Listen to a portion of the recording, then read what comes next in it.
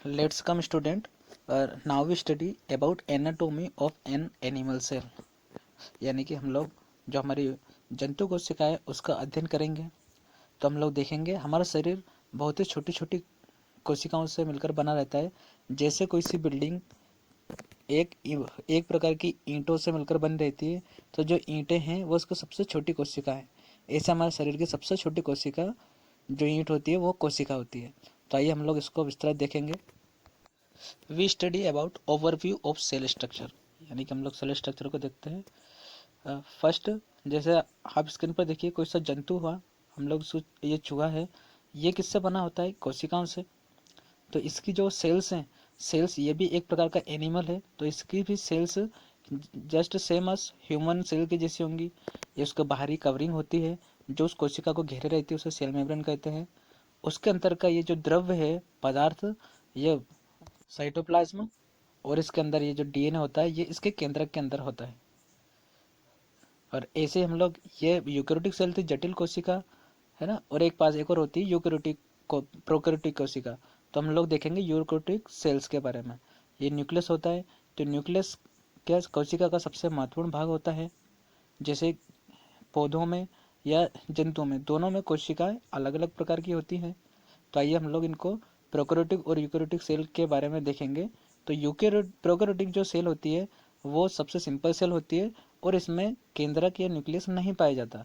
इसमें genetic material सीधे उस कोशिका में ही दिख जाता है, और कोशिका में ही यहाँ वहाँ घूमता रहता है। जैसे कि हमारी ब्लड सेल्स जो है और बैक्टीरिया की कोशिका जो है, ये क्या है?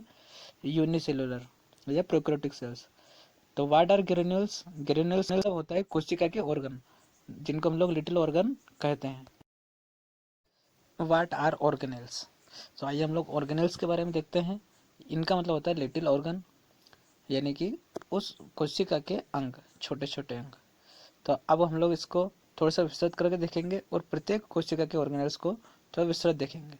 सबसे पहले हम लोग इसमें देखेंगे ये जो रेड कलर के सब माइटोकॉन्ड्रिया, ये केंद्रक होता है, और केंद्रक के अंदर होता है डीएनए। इसको हम लोग कहते हैं जेनेटिक मटेरियल। और सभी जीवों में अपने माता पिता के गुणों को अपने संतानों में लेकर जाने का कार्य ये डीएनए करता है। और ये डीएनए क्रोमेटिन धागों के रूप में पूरा न्यूक्लियस में फैला रहता है, और इसके आसपास जो इसको घेर रहता है वो होती है न्यूक्लियर मेम्ब्रेन। और न्यूक्लियर मेम्ब्रेन में छोटे छोटे पोर्स होते हैं, है ना। ये न्यूक्लियर मेम्ब्रेन है, वो इन क्रोमोसोम को घेरे रहती है।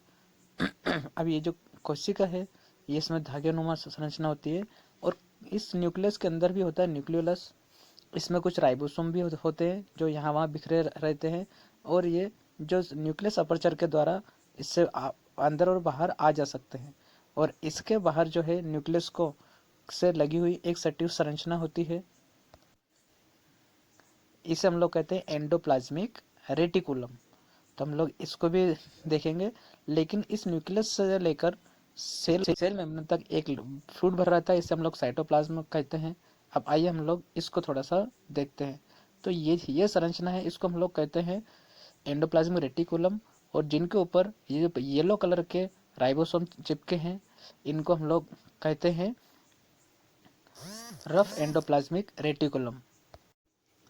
अब ये जो संरचना होती है, इनको हम लोग राइबोसोम कहते हैं। ये प्रोटीन का निर्माण करते हैं, और प्रोटीन के सिंथेसिस में बहुत ही सहायक होते हैं। और ये प्रोटीन हमारे शरीर का बहुत ही महत्वपूर्ण न्यूट्रिएंट होता है। और ये जो प्रोटीन, ये ग्रेन्यूल्स में बंधकर उस कोशिका से उस कोशिका से बाहर की तरफ जाते हैं, साइटोप्लाज्म में आते हैं। ये जो वेसिकल रहता है, ये वेसिकल उस प्रोटीन को आसपास से जकड़ कर रखता है।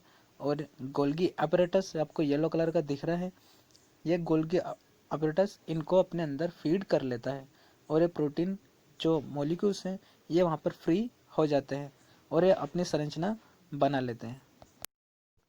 यही यही प्रोटीन के अणु विभिन्न जो मॉलिक्यूल्स होते हैं, अणु होते हैं, उनसे बाइंड होते हैं। जैसे कि ये जो प्रोटीन, ये लिपिड से जुड़ता है और कोशिका के बाहरी परत बनाता है। कार्बोहाइड्रेट से भी जुड़ सकता है, और उससे भी ये मिलकर संरचना बनाते हैं। प्लांट सेल में अधिक रिक्त स्थान होता है उसमें पाए जाने वाले वैक्यूल की वजह से, और इसको हम लोग सेंट्रल वैक्यूल कहते हैं, जो कोशिका का बहुत मुख्य भाग घेरे रहता है। ठीक है, अब आइए हम लोग देखेंगे लाइसोसोम के बारे में। लाइसोसोम को सुसाइडल बेग भी कहते हैं, क्योंकि इसमें पाचक एंजाइम होते हैं जो विभिन्न अणुओं को, बाहर से आने वाले बैक्टीरिया और हानिकारक तत्वों को ये पचा डालते हैं। इसलिए ये क्या, जैसे इसमें घुल जाता है और वो जो अणु वो पूरे डिस्ट्रॉय हो जाते हैं। नेक्स्ट देखिए माइटोकॉन्ड्रिया। माइटोकॉन्ड्रिया, इसको हम लोग सेल का पावर हाउस कहते हैं, और ये कोशिका के लिए एनर्जी प्रोडक्शन का कार्य करता है, और ये सेलुलर रिस्पायरेशन करता है। और ये जो रिस्पायरेशन है, इसी रिस्पायरेशन के द्वारा ये हमारी शरीर को, हमारे बॉडी को एनर्जी प्रदान करता है। हम लोग यदि इसकी संरचना देखें कोशिका के अंदर, तो यहाँ वहाँ उसमें कई बिखरे रहते हैं।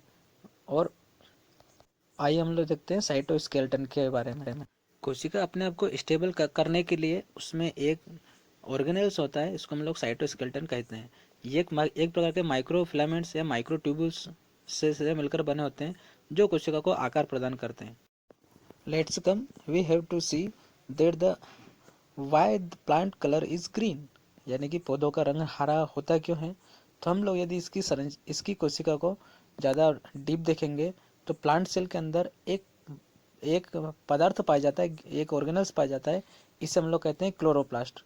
क्लोरोप्लास्ट की संरचना को हम लोग देखें तो एक सिक्के नुमा संरचना होती है। इसमें ये एक के ऊपर एक सिक्के के जैसे क्लोरोफिल जमे होते हैं, जो इस कोशिका को, इसको ग्रीन कलर प्रोवाइड करते हैं। इसकी सेल वाल होती है सबसे आउटर, उसके अंदर होती है सेल मेम्ब्रेन, जो इसको आसपास से घेरे रहती है। और इसकी संरचना एनिमल सेल और प्लांट सेल की संरचना में वैक्यूल्स और क्लोरोप्लास्ट, इनका मेन डिफरेंस होता है। Let's come we see other unique structure in like prokaryotic cells. Okay, prokaryotic cells की सबसे बाहरी सतह पर अनेक फ्लैजिला होते हैं, जो इसको मूव करने में, एक स्थान से दूसरे स्थान तक जाने में हेल्प करते हैं। यदि हम लोग एक कोशिकीय जीव को देखें, तो हम लोग एग्जांपल लेते हैं बैक्टीरिया का। बैक्टीरिया क्या है, इसका जो सबसे पीछे का स्ट्रक्चर होता है, उसमें फ्लैजिला, एक धागेनुमा संरचना होती है, जहाँ पर बहुत सारे फ्लैजिला होते हैं जो इनको मूवमेंट में मदद करते हैं। ऐसे ही स्पर्म सेल्स जो होती हैं, उनमें भी वो फ्लैजिला, एक ही फ्लैजिला होती है जो लॉन्ग पाई जाती है, और उन्हीं की वजह से ये आगे मूवमेंट करते हैं।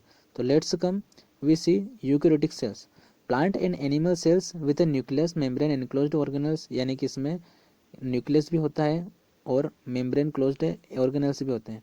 यदि हम लोग प्रोकैरियोटिक सेल्स को देखें, तो unicellular organism without a nucleus और मेम्ब्रेन एनक्लोज्ड ऑर्गेनल्स, यानी कि इसमें न्यूक्लियस नहीं होता। यदि हम आल सेल्स की बात करें, तो सभी में सेल मेम्ब्रेन, साइटोप्लाज्म और जेनेटिक मटेरियल सभी में पाया जाता है। और both plant and animal cells have mitochondria, दोनों माइटोकॉन्ड्रिया भी होता है ना। इसको हम लोग इतना ही देखेंगे। ओके, थैंक यू, आज के लिए इतना ही।